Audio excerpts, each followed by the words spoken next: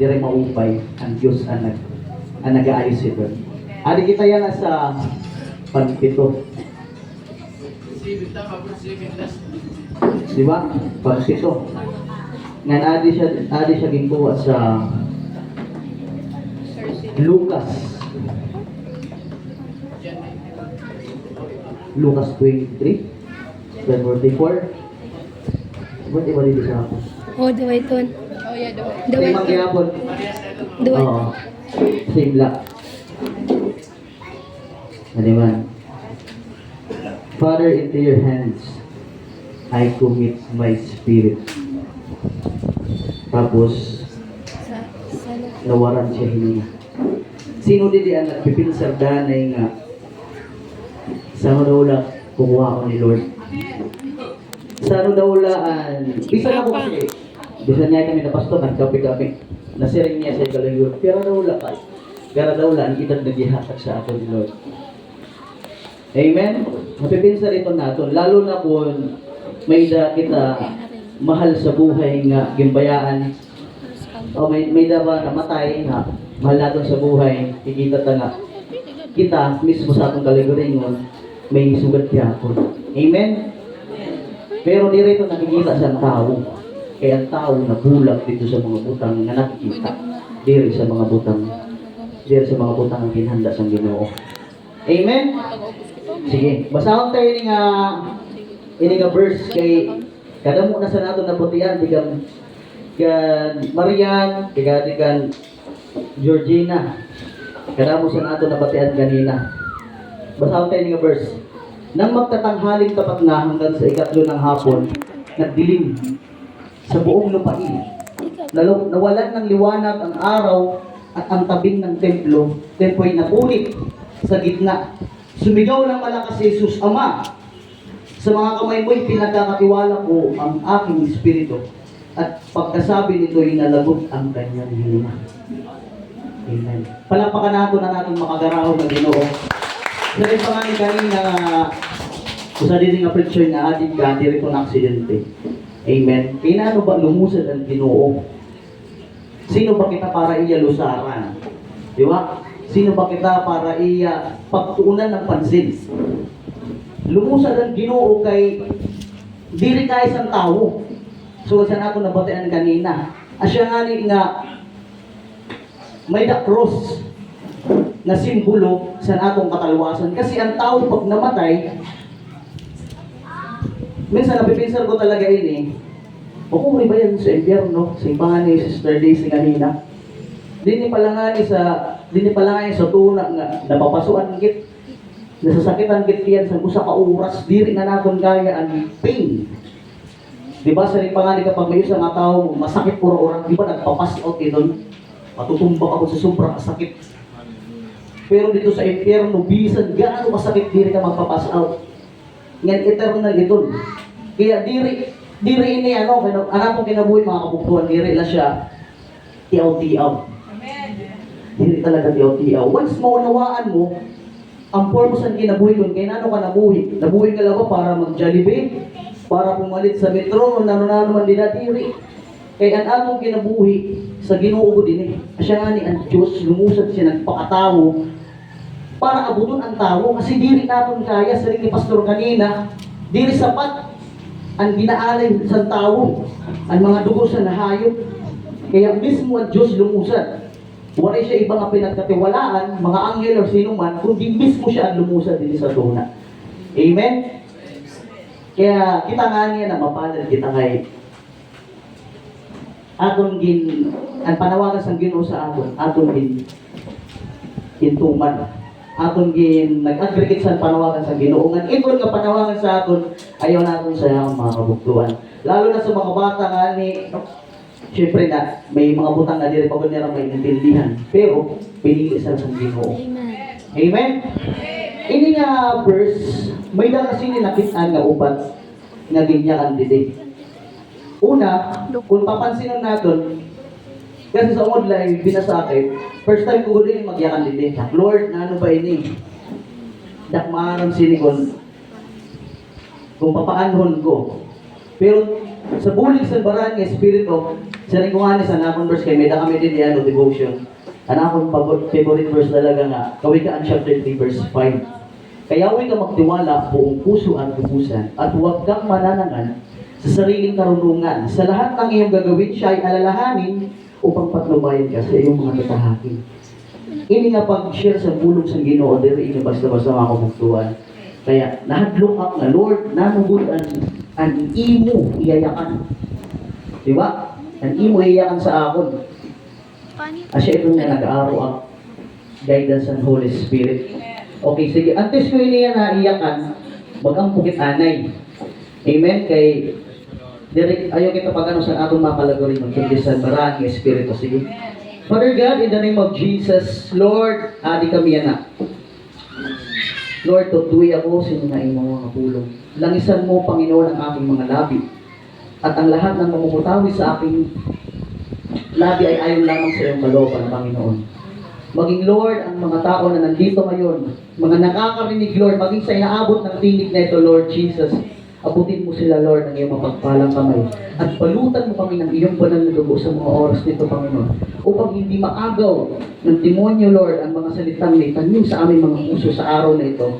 Lord, pagyamanin mo ito at pagbungahin, Panginoon, hanggang sa iyong pagbabalik, Lord Jesus. Salamat, Ama, sa oras na ito at sa iyo namin binabalik mataas na upong pagsamba. Sa pangalan ni Jesus, alatin. Sabi ni Amen! Hallelujah! Palagpakan natin ang Panginoon. Mga kumuntuhan na yung ang kabarang ay di na mag-iiyakod. Kaya iba din talaga pinanggugutom na. Kung ba si rin pa, bisan man halipot, basta maunod. Amen? Hallelujah. Sige. May ako din nabasa maupat. Diri ko kuno maunod. Upat. Ang una, kung papansin natin si rin didi, nang magtatanghaling tapat, hanggang sa ikatlo ng hapon, nagdilim ang buong lupain. Amen? The sun was darkened. Kung pipinsar ba ba siya lunar eclipse ba ito? Di ba, nagtatahog? Nag-represent ito siya sa sin, sang kalimutan, sang kasalanan, sang kalimutan. Di ba, sabi sa Romans chapter 3 verse 23, nga sapagkat ang lahat ay nagkasala at walang sinumang nakaabot sa kaluwalhatian ng Panginoon. Amen? At ang kabayaran ng sabi sa Romans chapter 6, 26 ba yun? Na ang kabayaran ng kasalanan ay kamatayan. 23. Amen? Ngayon, maaram na kita si Don. Kaya nga ni ang Ginoo, Romans 6:23. lumusad. Ngayon, ang ikaduwa, the veil of the temple was rent in the midst. Kung sa Tagalog pa, ako yan na Tagalog lang makawagtuan. Kay Aniba for mga English speaking. At Tagalog kita para mas maupay. Maunawaan natin, naintindihan natin din maupay. Anak padua, nawalan ng liwanag ang araw at ang tabing ng templo ay napunit sa gitna. Amen? Siya niya nga ganyan ni Pastor na nautod na. Nahati na. Ibig sabihin, malaya na kita ng mga kasunod. Nagpagsabas ang atong dahilang Diyos. Amen? Wala kita ginhimo. Butuan, wala kita ginambat. Baga kaupay sa nato ini nga generation nga maulpot. Grabe ang ginhimo ni Lord. Gitagan niya regula ang tao pero ang tao nadiri. Kaya ito rin sa tao magpakasala. Basahon tayo Hebreo. Hebreo chapter 10 verse 19. Kaya nga mga kapatid tayo'y malaya nang makakapasok sa dakong kapanalbanalan. Dahil sa dugo ni Jesus, binuksan niya para sa atin ang isang bago at buhay na daang naglalagos hanggang sa kabila ng tabing. Siya na ito. At ang tabing na ito ay ang kanyang katawan. Tayo ay may isang pinakapulong pari na namamahalan sa bayan ng Diyos. Kaya lumalapit tayo sa Diyos na may pusong tapat at may matibay na pananampalataya sa Kanya.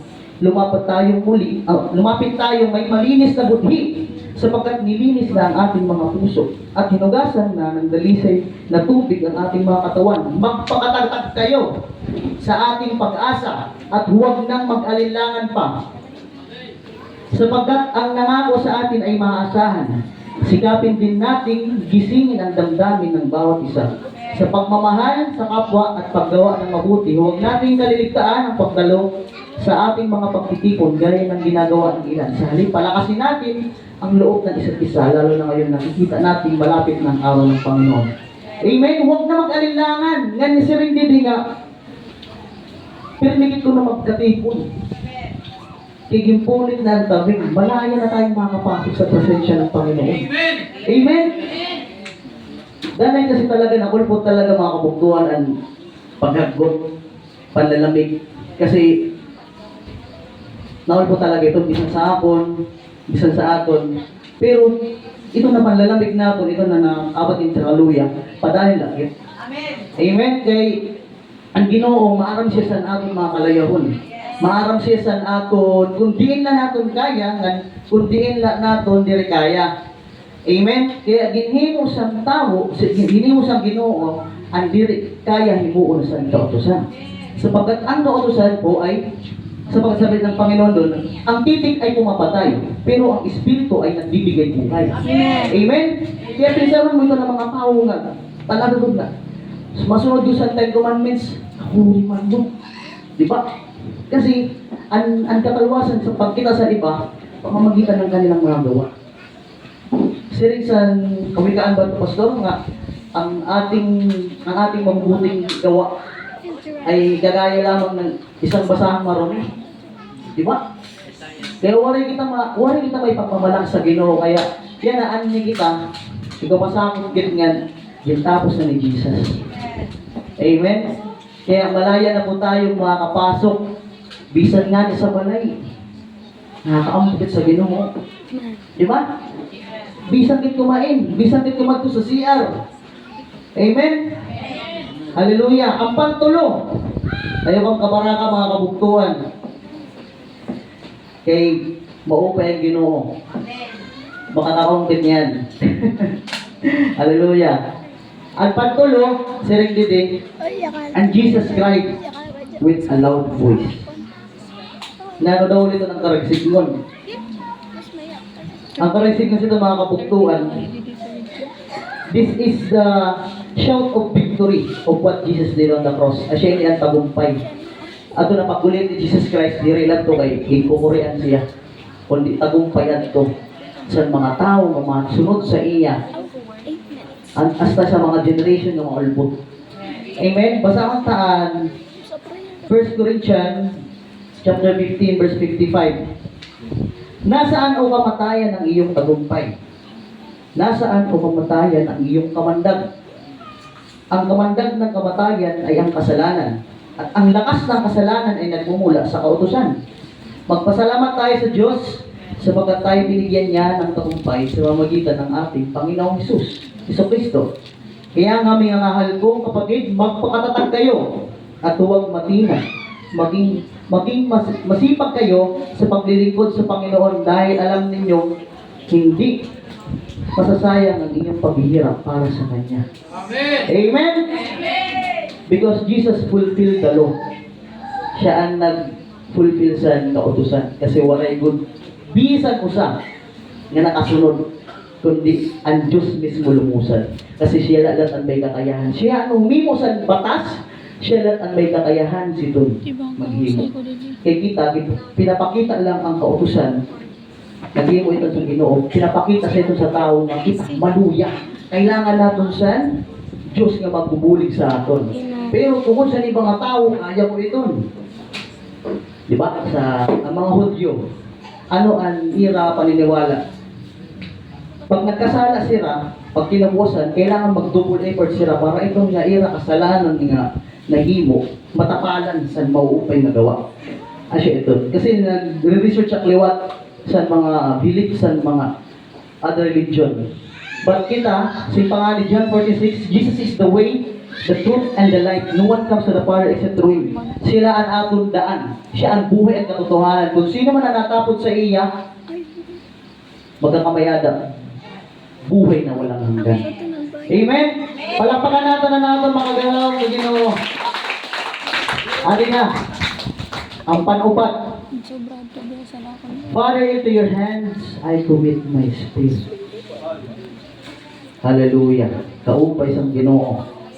Sa kabila ng ating mga kasalanan, Tinapos niya ang lahat ng bagay sa pamamagitan ng habag ng Diyos.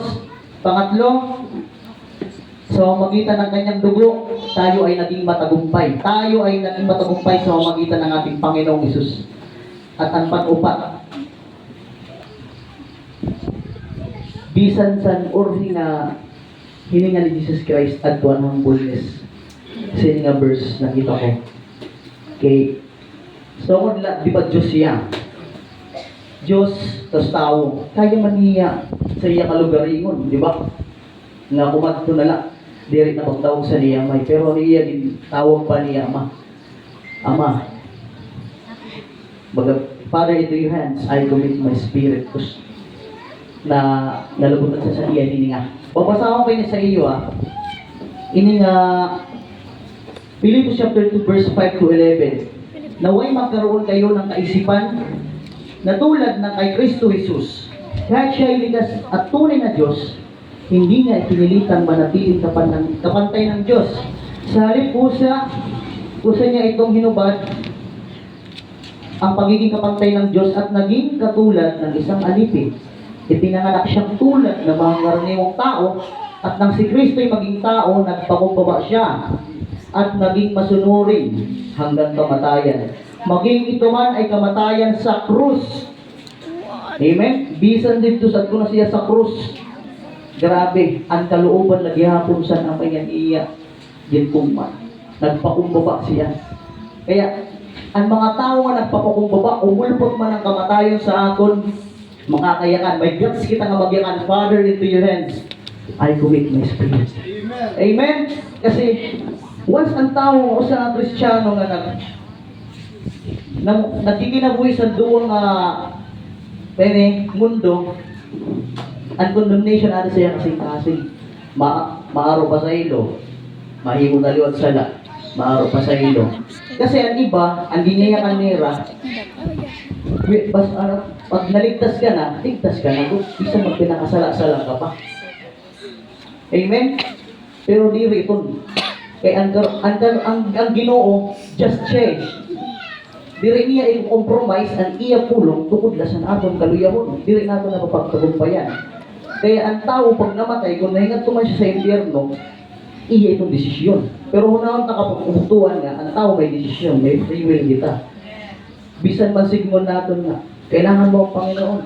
Kung magdedesisyon sa siya kalugarin, kung nagiri siya magsunod sa Ginoo, ano sa iya? Diba? Kaya hinayaan sila ng Diyos sa kanilang may itim na pag-iisip. Kaya hinayaan sila ng Diyos na mapahamak. Pero diri kita ito ng mga tao. Kaya kita na pinilis ang Ginoo, nagpapadayon. Amen? Amen. Nga sa among pagpadayon, nagkikinabuhi, nga nagpapakumbaba kita. Nga ang atong pagigugma sa usa, kada usa, diri ka magbubag ko. Amen? Kay sa rimay, Jesus love your neighbor as yourself. Kung paano mo daw paparigusan na nimo kalugaringon, paano mo papakaon, paano mo siya ginihurutan para diri masaman. Sugad daw lang dapat ang imo pagtratar sa nimo kasi tao. Pero makuri, di ba? Kaya tao yan selfish. Pero ang ginhimo sa Ginoo, diri mapabantayan. Amen?